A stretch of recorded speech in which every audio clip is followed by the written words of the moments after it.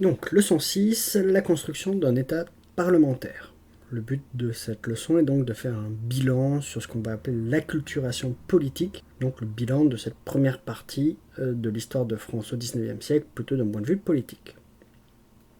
La Révolution française a achevé de dissocier l'État de la personne royale pour fonder un État de droit. Cet État parlementaire, né de l'autonomisation de l'activité politique, devient de plus en plus un ensemble de luttes entre factions d'élites dirigeantes de l'État sur la définition du rôle de l'État. D'autre part, l'État n'est plus seulement compris comme l'organisateur d'une hiérarchie articulée de corps intermédiaires, mais est érigé en principe d'unification d'une société d'individus atomisés. Il n'a pas seulement pour fonction d'encadrer la société, mais devient également une instance de production du social.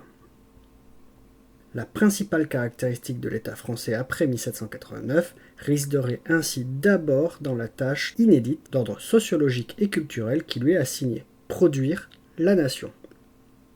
Repenser globalement les rapports de la société et de l'État passe par la centralisation administrative. Le culte de l'État n'est pas pour autant à l'amour de la bureaucratie, permanence critiquée car susceptible de faire obstacle au gouvernement direct de la volonté générale.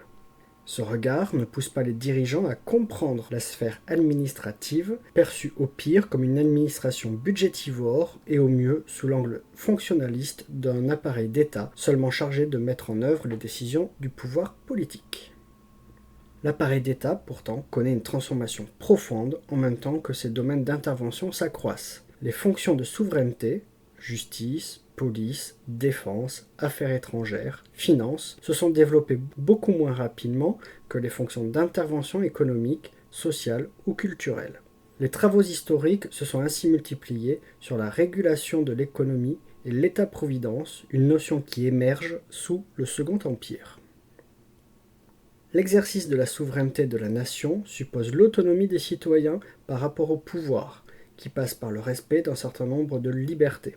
Le XIXe siècle, lors duquel se sont succédés des régimes souvent non démocratiques, parfois autoritaires, peut être vu comme le siècle de la conquête de ces libertés individuelles et collectives.